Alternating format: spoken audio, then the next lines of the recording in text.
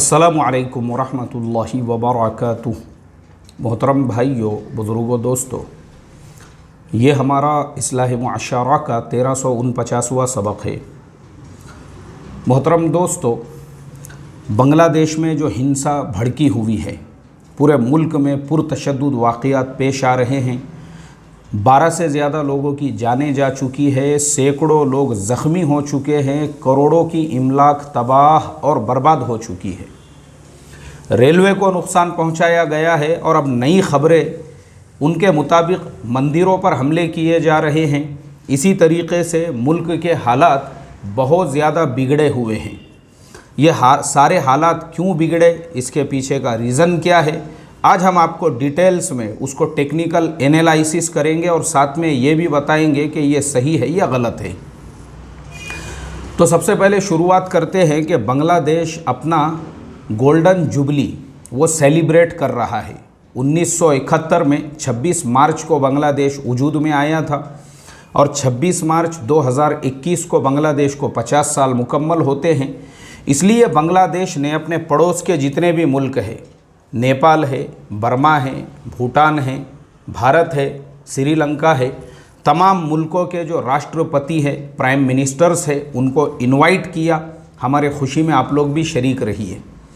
सारे मुल्कों के जो प्राइम मिनिस्टर्स है, सारे मुल्कों के जो राष्ट्रपति है, सदर है, प्रेसिडेंट्स है, सब लोगों ने उनके इन प्रोग्राम्स के अंदर शिरकत की। ऐसे ही हमारे भारत देश के माननीय प्रधानमंत्री नरेंद्र मोदी जी को भी बांग्लादेश गवर्नमेंट की तरफ से ऑफिशियली इनवाइट किया गया। हमारे माननीय प्रधानमंत्री जी के वहाँ पहुँचने से पहले ही बांग्लादेश के चिटागोंग में एक बहुत बड़ा जो है वहाँ पे हत हाजिरी मदरसा है, जहाँ पे लोग जुमा की नमाज़ पढ़ने के लिए भी जाते हैं। वहाँ के इमाम साहब ने एक भड़काऊ बयान दिया और मदरसे में पढ़ने वाले जो स्टूडेंट्स थे और बाकी जो लोग वहाँ पहुँचे हुए थे, उन सब लोगों के सामने ये बात रखी कि माननीय प्रधानमंत्री नरेंद्र मोदी साहब का हम विरोध करेंगे, उनकी मुखालिफत करेंगे। इसके लिए हमको रोडों पे निकलना है, रास्तों पे निकलना है, सड़कों पे निकलना है। ये मैं आपको BBC के हवाले से बता रहा हूँ, वरना फिर मेरे ख़िलाफ़ फतवेबाजी शुरू हो जाएंगी कि ये आदमी मदरसों के ख़िलाफ़ है और ये आदमी इमामों के ख़िलाफ़ है। तो वो इमाम साहब का भड़काऊ बयान सुनने के बाद में लोग रोडों पे, रास्तों पे निकल गए और रोडों पे, रास्तों पे निकलने के बाद उन्होंने पथराव शुरू कर दिया, विरोध शुरू कर दिया, गवर्नमेंट की इमलाक को तबाह और बर्बाद करना शुरू कर दिया। अब जैसे ही गवर्नमेंट को पता चला कि भारत के प्रधानमंत्री नरेंद्र मोदी जी के बांग्लादेश आने का विरोध हो रहा है, तो फ़ौरन गवर्नमेंट ने पुलिस को और आर्मी को अलर्ट कर दिया। अब आर्मी लगा दी गई। मदरसे में पढ़ने वाले छोटे छोटे बच्चे 12-12, 14-14 साल के अपने हाथों में पत्थर लेकर, वह आर्मी जिनके हाथ में जो है बड़े बड़े गन मशीन है, जिनके हाथों में बड़े बड़े हथियार हैं, उनका विरोध कर रहे हैं, उनकी मुखालिफत कर रहे हैं। अब उसके बाद में आर्मी वाले तो, क्योंकि जो शेख हसीना है, बांग्लादेश की जो प्रधानमंत्री प्राइम मिनिस्टर है, उनका नाम है शेख हसीना, लेकिन वो अपने नाम के बिल्कुल अपोजिट है। नाम तो हसीना है, लेकिन उनका जो मिजाज है वो एकदम सख्त है। और वही है जिनकी वजह से आज बांग्लादेश ने इतनी तरक्की की है, क्योंकि वो औरत रूल्स रेगुलेशंस और जो सिस्टम है उसके मामले में इतनी ज़्यादा सख्त है। अगर आप उनका पिछले कई सालों का रिकॉर्ड देखोगे तो उन्हीं के दौर में सबसे ज़्यादा लोगों को फांसी दी गई, सबसे ज़्यादा लोगों को जो है जेलों के अंदर डाला गया और सबसे ज़्यादा उन्होंने पूरे मुल्क के निज़ाम को और सिस्टम को जो है एकदम कंट्रोल में कर दिया। और बांग्लादेश जो आज इतनी तरक्की पे पहुंचा है कि लॉकडाउन के बावजूद भी चीन से भी ज़्यादा ऊपर उनका जो GDP आगे बढ़ रहा है, यानी पूरे दुनिया को इसके ऊपर हैरत है। तो वो सिर्फ़ और सिर्फ शेख हसीना के पॉलिसीज़ की वजह से। नाम हसीना, लेकिन उनका काम एकदम सख्त है। उन्होंने इमीडिएटली ऑर्डर दिया, फायर, दड़ दड़ दड़ दड़ दड़ फायर कर दो। अब मुझे आप बताओ, वो आर्मी के लोग, उनके पास में बड़े बड़े गन मशीन हैं और ये मदरसे के 12 साल 14 साल के बच्चों को, वो जो भड़काऊ मौलवी था जिसने जुमा के बयान में बच्चों को भड़का के रोडों पे, रास्तों पे उतार दिया, वो बच्चे आर्मी का क्या मुकाबला करेंगे। अच्छा, विरोध कर रहे हैं आप, किस वजह से कर रहे हैं? सबसे पहला सवाल तो यहाँ पे ये पैदा होता है, क्या माननीय प्रधानमंत्री नरेंद्र मोदी जी आपके देश में आए हैं तो बगैर इनविटेशन के आए हैं? अरे भाई, आपकी गवर्नमेंट ने उनको इनवाइट किया है, आपकी गवर्नमेंट ने उनको बुलाया है, क्योंकि आप अपने देश का 50 साला गोल्डन जुबली सेलिब्रेट कर रहे हैं। इसका मतलब ये है कि जो आपकी गवर्नमेंट के बुलाए हुए मेहमान हैं, आपको उनकी कदर नहीं है। और इसमें मुझे सबसे ज़्यादा जिस चीज़ ने तकलीफ़ पहुंचाई वो ये है कि मदरसे के बच्चों को इस हिंसा को भड़काने के लिए इस्तेमाल किया गया, यूज़ किया गया। गलत बात है ये, गलत बात है ये।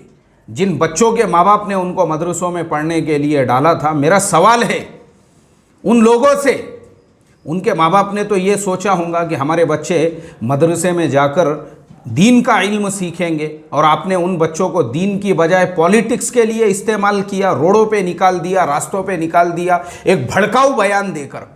क्योंकि देखो, मैं आपको बताता हूँ, बच्चे जो होते हैं ना, वो अपने उस्ताद को, यानी उस्ताद की जो बात है उसको पत्थर की लकीर समझते हैं। और बच्चे मासूम होते हैं, उनको क्या लगता है कि हमारा उस्ताद जो रहबरी कर रहा है, गाइडेंस कर रहा है, जो हमको सिखा रहा है, बता रहा है, वो बिल्कुल सही है।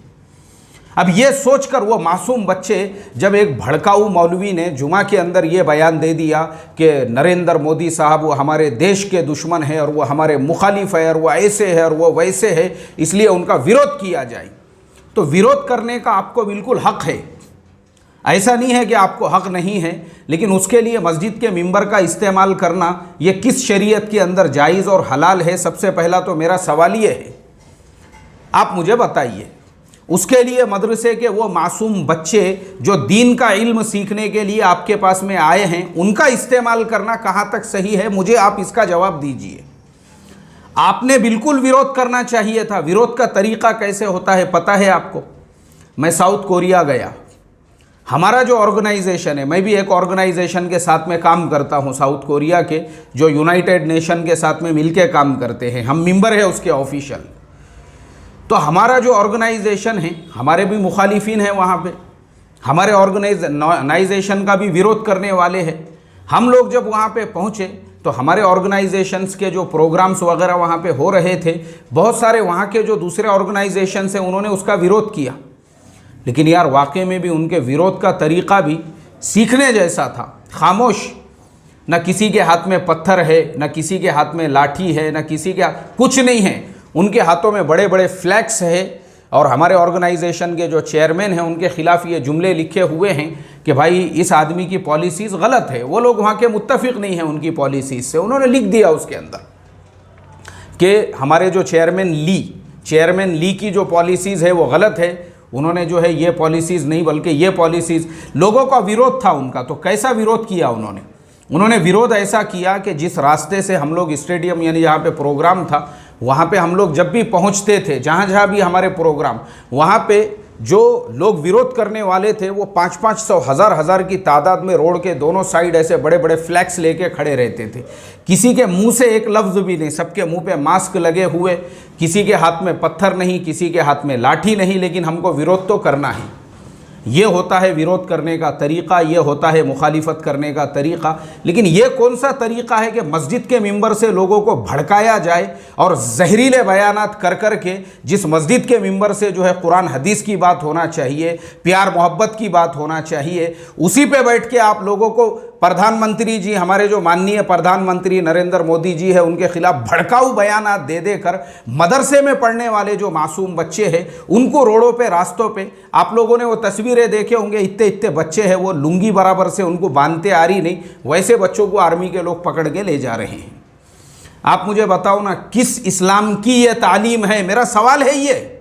वरना फिर आप लोग मेरे बारे में मजमून लिखेंगे, अकबर हाशमी की बस जुबानी, ये मदरसों और उलामा का मुखालिफ इंसान है। अरे मैं खुद मदरसे वाला इंसान हूँ। ये नूरानी कायदा 12 महीने मेरे सराहने रहता, मैं पढ़ाता हूँ यहाँ पे मेरे मकतब में भी।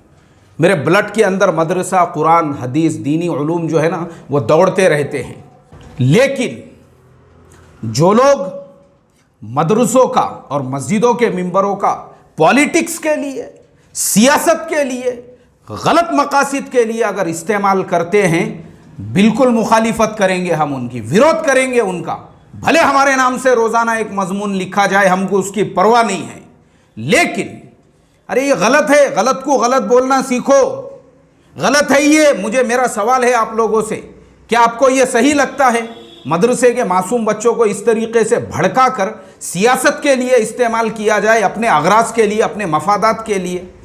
और ऐसा बांग्लादेश में क्यों होता है? ये पहली मर्तबा नहीं है, इससे पहले भी दूसरे बहुत सारे कामों के लिए मदरसे के बच्चों को भड़का कर और वरगला कर, क्योंकि ये इसलिए होता है क्योंकि मुल्क तो पूरा मुसलमानों का है। अब मुसलमानों में अलग अलग पार्टियां हैं। अब शेख हसीना की जो पार्टी है उनकी मुखालिफत में भी दूसरी पार्टियां हैं।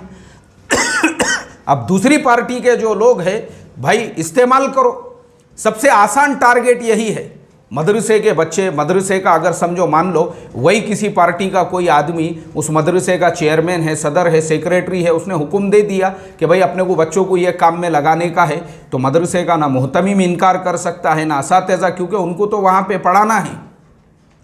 इस तरीके से गलत मकासद के लिए मदरसों का और मदरसे के बच्चों का ऐसे कुछ मुल्कों में इस्तेमाल होता है। मैं हमारे भारत देश की बात नहीं कर रहा हूँ।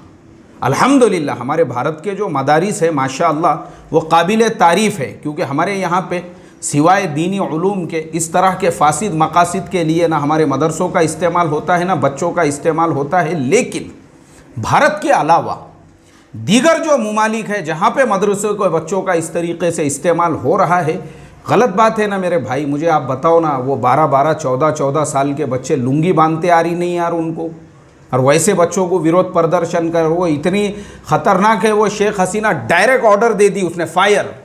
अब आप बोलो 12 से ज़्यादा जो लोग उसके अंदर मारे गए, उनके अलावा सैकड़ों लोग जो ज़ख्मी हो गए, ये इसमें किसका नुकसान है? ये समझने की बात है। विरोध करना है ना आपको, उसके तरीक़े हैं, आप उस तरीक़े से विरोध कीजिए। लेकिन जो हिंसक प्रदर्शन है, इस तरीके के वायलेटेड जो आपके प्रोटेस्ट है, इस्लाम इसकी बिल्कुल इजाज़त नहीं देता है। क्योंकि जो मरने वाले हैं वो सारे के सारे साहिब ईमान हैं, जिनकी दुकानों का नुकसान हुआ है, जिनके कारोबार का नुकसान हुआ है, जिनके वहाँ पे जो है ट्रेनों का नुकसान आप कर रहे हो। मुझे आप बताओ किसका नुकसान है उसके अंदर?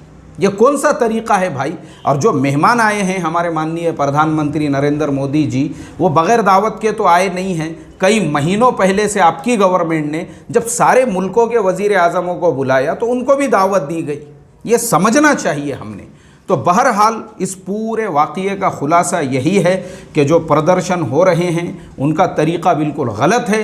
हाँ, गवर्नमेंट ने आपके वहाँ आपको इस बात का बिल्कुल राइट दिया है, आपको अगर मुखालिफत करना है पूरा अमन तरीक़े से आप करो। लेकिन आपने ये जो हिंसक तरीक़ा इस्तेमाल किया, और उसमें भी मदरसों का और मदरसे के बच्चों का और मस्जिद के मिंबरों से ऐसे भड़काऊ बयानात, और उसके बाद में जो है अब जो हालात माननीय प्रधानमंत्री जी के वापस आने के बाद सुनने को मिल रहा है कि जो हमारे हिंदू भाई हैं उनके बस्तियों पर अटैक हो रहे हैं और कुछ मंदिरों के ऊपर भी अटैक किए गए हैं। मैं कहता हूँ ये बात बिल्कुल इस्लाम के ख़िलाफ़ है, इंसानियत के ख़िलाफ़ है। इस्लाम इसकी बिल्कुल इजाज़त नहीं देता है।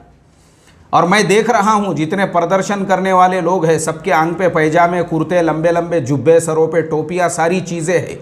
और ये सब पहनकर अगर वो इस तरीके की हरकतें कर रहे हैं तो उनको जुब्बा पहनकर और टोपी पहनकर ये तो लग रहा होगा हम मुसलमान हैं और हम ईमान वाले हैं और हम दीनदार हैं। तो ये इस्लाम, ये ईमान और ये दीनदारी तुम्हारी अपनी हो सकती है, ये वो नहीं है जो कुरान और हदीस वाली और हज़रत मोहम्मद सल्लल्लाहु अलैहि वसल्लम वाली है। ये तुम्हारा अपना मन घड़त इस्लाम हो सकता है, तुम्हारा अपना मन घड़त कोई और दीन हो सकता है। बाकी कुरान और हदीस वाला इस्लाम ये नहीं है, क्योंकि हज़रत मोहम्मद सल्लल्लाहु अलैहि वसल्लम की शरीयत तो वो है कि पूरा मक्का काबू में आ चुका था। फ़तेह मक्का के बाद काबू में आ गया, काबू में। उसके बावजूद भी आपने ऐलान किया कि किसी को डरने और घबराने की ज़रूरत नहीं है, पूरे मक्के वालों को आपने माफ़ कर दिया। ये मेरे नबी सल्लल्लाहु अलैहि वसल्लम वाला इस्लाम है। और ये जुब्बे पहनकर पत्थर मारने वाला और इस तरीके से प्रदर्शन करने वाला, आग लगाने वाला और हिंदू भाइयों के बस्तियों पे हमला करके मंदिरों को नुकसान पहुंचाने वाला इस्लाम हज़रत मोहम्मद सल्लल्लाहु अलैहि वसल्लम वाला नहीं है। यह बंगालियों का अपना प्राइवेट लिमिटेड इस्लाम हो सकता है। आज पूरी दुनिया में लोग जो इस्लाम से दूर है या मुसलमानों से नफ़रत करते हैं, वो कुरान और हदीस की वजह से नहीं, बल्कि जुब्बे पहनकर इस तरीक़े के वायलेंटेड प्रदर्शन करने की वजह से, ऐसे आग भड़काने की वजह से और इस तरीक़े से पत्थरों की बारिश करने की वजह से जब लोग इस तरीक़े के वीडियो और तस्वीरें देखते हैं तो उनको लगता है कि अगर इस्लाम ये है भाई, ये इस्लाम से तो दूर रहवा पुरता है। तो आज के ज़माने में पूरी दुनिया में इस्लाम को सबसे ज़्यादा किसी ने अगर बदनाम किया है तो वो इस तरह के मुसलमानों ने। अल्लाह इनके फितने से इस्लाम की हिफाजत फरमाए।